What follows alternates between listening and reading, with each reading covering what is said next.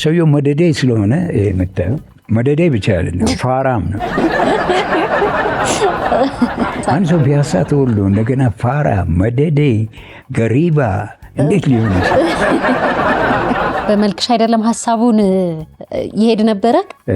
ያው ፍቅር በመልክ አይደለም። ምን አይነት ሴት ነበር ወይዘሮ ጸገነት? ጸጊን እንደ እመቤታችን ሁሉም ዘፈኔን በጠቅላላው የጻፍኩት ለሷ አጠር ባለ አነጋገር ማለት ነው። ጸጊዬን አንዱ በጸጊ ቀናለሁ። ባህል ያስቸግራል።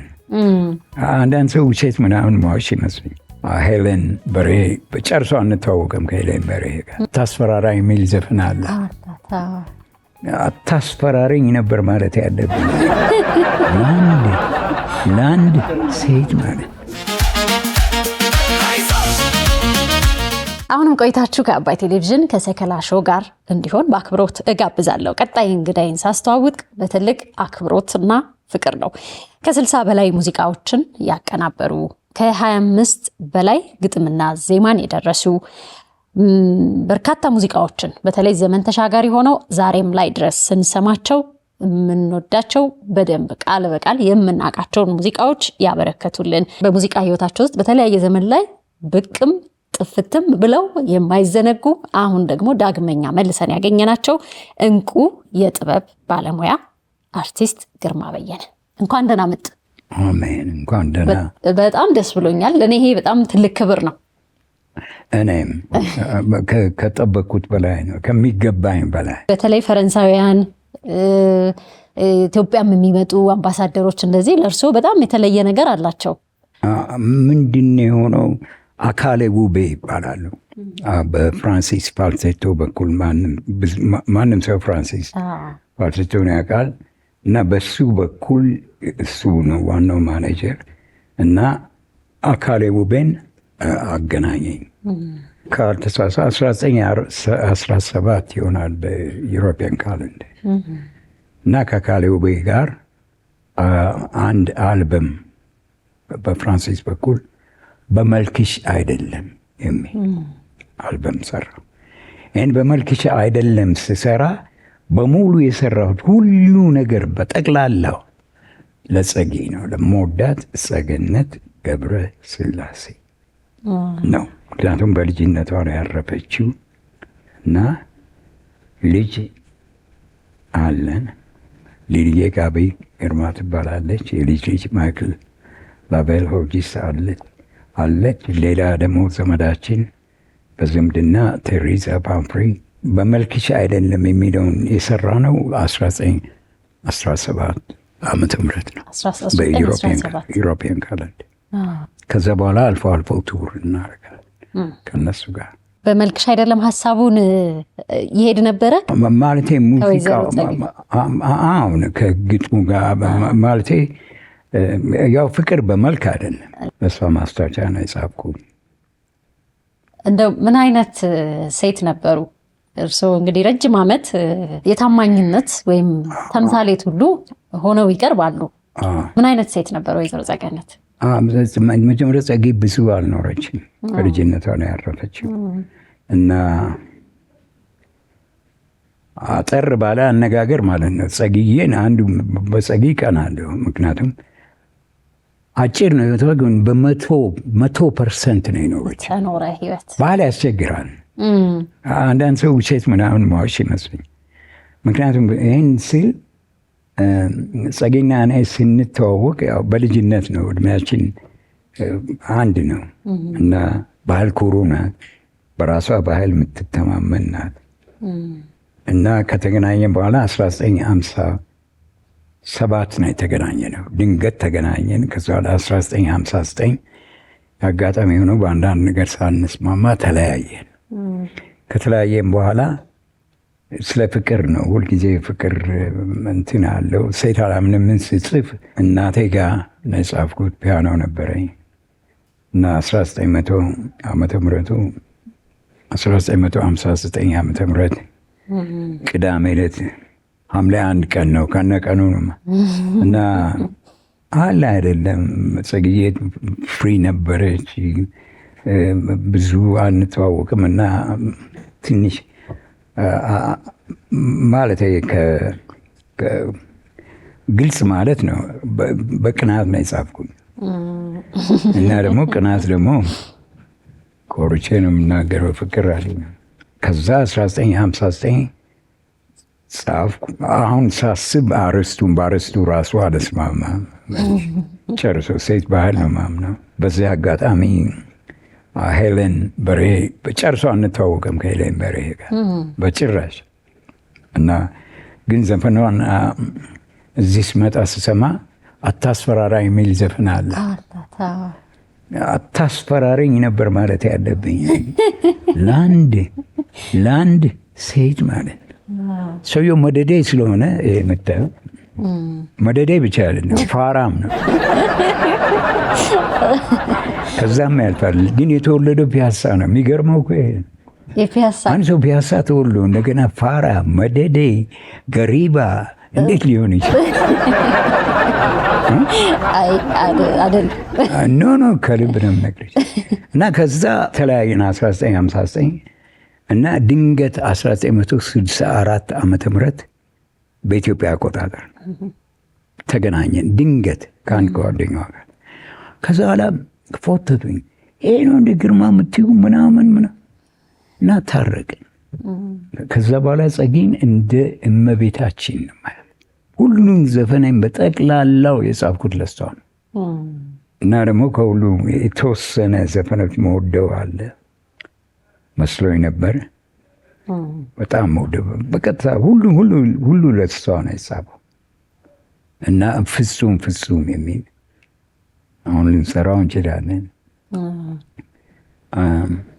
አቃተኝ ፍጹም መለየት ሚል እና ማንኛውን ዘፈን እና እንትኑን አጭር ለማድረግ ታሪካችን እንደዚህ እንደ ወደኋላ ልመልሶትና የመጀመሪያ ራስ ባንድ ላይ የእንግሊዘኛ ሙዚቃ ድምፃዊ ሆነው ነበር የተቀጠሩት። የማንን ነበር የሚሰሩት ያኔ? እንዴትስ ወደዛ አደሉ? ምን መሰለሽ የፒያሳ ልጅነቷ እዚች ጋር ናት። ከእንትኑ ጋር እንሄዳለን። ምን መሰለሽ እንዴት ነው ሁሉ ነገር ታሪክን ያመጣል። ምንድነው ድሮ የድሮ ነው ማውራው። በነገራችን ማናችሁም የላችሁ ያለ ሰው ካለ እጅም ማውጣት ይችላል። ያምናሉ ብለው ነው ቢኖሩ ራሱ ያለ ሰው ካለ እጅም ማውጣት ይቻላል። እኔም አላምንም ግን የለም። ምንድነው የሆነው? እኔ ሽመልስ ነበር የምማረው ከሽመልስ ሀብቴ።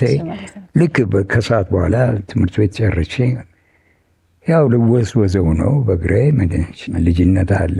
በራስ ሆቴል ሳልፍ ድንገት ወጣቶች ተሰብስበው አየሁ ሰልፍ።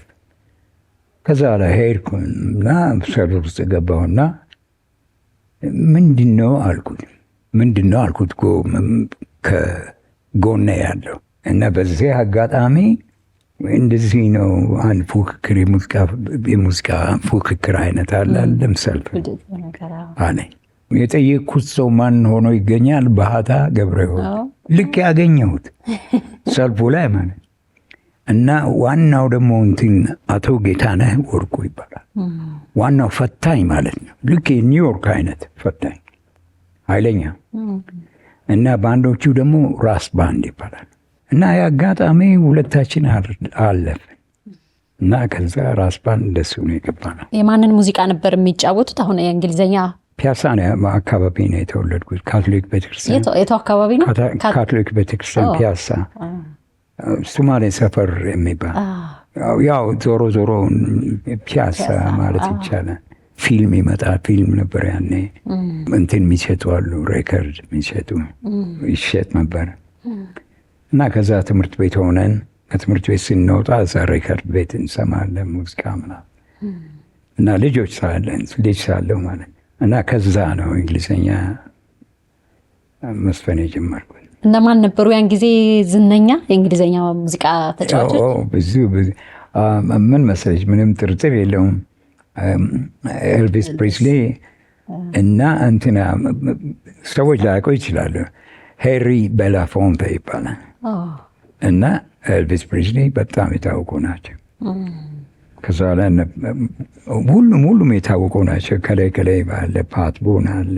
በዛን ጊዜ ጥቁር ኢንተርቴይነር ሳም ኩክ በጣም የታወቀ ነው እና ሳም ኩክ አለ፣ ሊት ሪቻርድ አለ። እነሱ አሉ ከሚባሉት ሙዚቀኞች ናቸው። ሁልጊዜ በየጊዜው የምንሰማው ነው። እና ደግሞ ዋና ደግሞ ሲናትራ አለ፣ ፍራንክ ሲናትራ የእነሱ ሙዚቃ ነበር እንሰራው። እንደው ያንን ዘመን ካነሳን ሌላ አንድ ባንድ ነበራችሁ ከአንድ ታዋቂ ኤልቪስን ካነሳን የምናነሳው ኦኬ አለማየሁ አለማየሁ እሸቴ በኋላ ልመጣለች ነው። አለማየሁ ራሱ ስሙ በነገራችን አለማየሁ እኮ ቃላት ያንሰኛል። መጀመሪያ ማፈር የሚባል ነገር የለም አለ እኮ ፈረሱን ይዞ ነበር ሚገ ምስክር ነኝ። ፈረስና ቆብ ጨርሶ እና በጣም የቅርብ ጓደኞች ነን። እና በዚያ አጋጣሚ አለማየሁ ያው ማንም ሰው የሚያውቀው ነው፣ ዘፈን ጸሐፊ ነው። ከዛ ላይ አብረን አለም ግርማ ባንድ መሰረትን እና ቃላት ያንሰኛል። አለማየሁ አሉ ከሚባሉት ተጫዋቾች ነው እና በደንብ ስራውን ሰርቶ ሁሉ ነው ሞርክ የጨረሰ። 50 ዓመት አብረው ኖረዋል። ያዩ አለች አሁን አዩ እና ልጆቹ አሉ። ሁልጊዜ ሜሞሪ አለ ሁሌ አለማየሁ እና አለም ግርማ ባንድ የሁለታችን ነበር። የት ይሰራ ነበር ያ ባንድ? አለም ግርማ ብዙ አንዱ ከምንሰራበት ቦታ እንትን እንሰራ ነበር። ምንድን ነው እቴጌ ሆቴል፣ ጣይቱ ሆቴል። ጣይቱ ፊልም መቼም የፒያሳ ልጅ ሲኒማ በደንብ አይቶ ነው ያደገው። ምንም ጥያቄ የለውም። ምክንያቱም እናንተው ጋር ነው ያለው ሲኒማ ቤቱ። እንዴት ነበር ያኔ? ትንሽ ነው ዋጋው መመለስ ብዙ ሳይሆን 50 ሳንቲም ነው በእኛ ጊዜ። በቃ በ50 ሳንቲም ገብተሽ 1 2 3 ሰዓት 4 ሰዓት ትቆያለች። የሆሊውድ ሲኒማን እና ደግሞ ሌላው ማለት አንዳንድ ነገር አሁን ከምጠይቅኝ ጥያቄ አሁን ፒያሳን ሲያይ ሰው ፒያሳ ውስጥ በእኛ ጊዜ ማለት ነው እርግጠኛ እድሜ እንደማጠይቂ 100% የሚነግችም ምን መሰለሽ ፒያሳን እኛ በምናውቀው ጊዜ ከፒያሳ እስከ 4 ኪሎ እነሱ እንዲሰሙ ከፒያሳ እስከ 4 ኪሎ በቁጥር 20 ሰው ይሆናል። በነገራችን አሁን ስንት ይሆናል? ኖ 20 ሰው ማለት እስከ 4 ኪሎ የሚመላለሰው መመላለስ ነው እኮ። ስለዚህ 10 ሰው ሁሉም እርስ በርስ ይተዋወቃል። መተዋወቅ ብቻ አይደለም። በነገራችን ፒያሳ የሚመጡ የታወቁ ናቸው፣ በጣም የታወቁ እና ባህል ደስ የሚል ነበር። ፒያሳን አዩት? አሁን አይቼዋለሁ። ያምራል ባህል በጣም። በመሀል እርስዎ በጣም ረጅም የሚባል ጊዜ አንድ ወጣት እድሜ ከሙዚቃ ጠፍተው ነበር 25 ዓመት። ምክንያቱ ምንድን ነው? 82 ላይ ስለ ጸጊን ማውራው 81 ላይ ጸጊም ውጭ ነበር የምትኖረው። ሁሉ ነገር ጥሩ ነው። አብረንን አንድ ልጅ አለችን እና ሰና ነበረች። ኋላ ከዛ አንድ ጊዜ እንነጋገር እንገናኛለን። ከዛ ታመመች። በቃ ከዛ 84 ላይ ነው ያረፈች። 84 ላይ ኦገስት 16 ነው። 1 ዓመት ከታመመች በኋላ እና ከዛ በኋላ ሙዚቃ ቆምኩ። ከዛ እንዴት ተመለሱ? ረጅም ዓመት ነው። ከ25 ዓመት በኋላ ግን ደግሞ ሲመለሱ ሙሉ አቅም አለ። አሜሪካን ሳለው አንዳንድ ቦታ ላይ እንጫወት ነበር አልፎ እንደ ኮርቴት እየሆነን እና ሁሉንም መጥቀስ አይቻልም። የሺዳማ ምትባል እዛ ሬስቶራንት እዛ ሰራ ነበር። በጣም ጥሩ ቤተሰብ ይሄ ነው ተብሎ የሚነገር አይደለም። እና ጸጊም የታመመች ጊዜ በጣም የሺ ብዙ ነገር ረታናለች። ከዛ በኋላ 89 ማሞካቻ ገባሁ እና ወደ 20 ዓመት ሰርቻለሁ እና ከዛ በኋላ ካቋረጥኩ በኋላ በፍራንሲስ በኩል እንደገና ሙዚቃውን ጀመር። እንደው ከዛ በኋላ ወደ ሀገርም መጥተው ሲሰሩ አብዛኞቹ ሙዚቃዎች ያልተወለደ ያኔ ሙዚቃዎች ሲሰሩ ያልተወለደ ወጣት ራሱ እኩል ያውቃቸዋል። እሱ ነው የሚገርመኝ። ይከብደኛል፣ ባህል ይከብደኛል። እንዴት እንደሆነ ማወቅ መጨረሱ ይከብዳል። ምን ተሰማዎት? ይገርመኛል። ባህል አሁን የእኛ እንትኖች ሙዚቃችን የሚወዱ በኃይል ልጆች ከመሆናቸው የተነሳ ባህል ነው ግራ ያገባኝ። ቆንጆ ሙዚቃ ዘመን ይሻገራል ብዬ ነው ማስበው። እንግዲህ ሊሆን ይችላል ነው። ሊሆን ይችላል። አመሰግናለሁ በጣም ፈጣሪ ያክብርልኝ። አሜን። አሁንም እድሜና ጤና አሜን ይስጥልኝ። አሜን። እየተከታተላችሁ የምትገኙት ሰከላ ሾው ነው።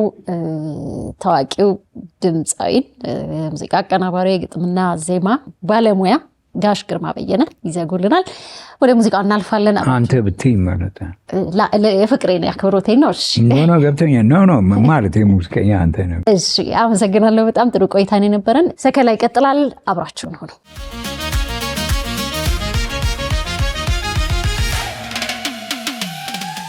ህይወት ሁልጊዜ አልጋ ባልጋ አይደለችም። አንዳንድ ጊዜ በትከሻችን ላይ የምንሸከመው ከባድ እውነት፣ በውስጣችን የምንናፍቀው ትልቅ ታሪክ አለ። ከሳቅ ጀርባ የተደበቁ ስቃዮች፣ ከዝምታ ጀርባ የሚጮሁ እውነቶች አሉን። ታሪካችን የቱንም ያህል ውጣ ውረድ የበዛበት ቢሆንም ህመማችን ብቻችንን የምንሸከምበት ጊዜ አብቅቷል። ብዙዎች ትከሻቸውን ለኛ ህመም አዘጋጅተዋል። የእውነት ሌላውን የሚያስተምር የሚያበረታታና መንገድ የሚያሳይ ትልቅ ብርሃን ሊሆን ይችላል። አባይ ቲቪም ታሪኮን ሰምቶ ለማጋራት ዝግጅቱን ጨርሷል። በአጭር የጽሑፍ መልእክት 9355 ላይ ታሪካችሁን በአጭሩ ይላኩ፣ አሊያም ከስር ባለው ስልክ ቁጥር ደውለው ይመስገቡ። አባይ ቲቪ የኢትዮጵያ ምርጥ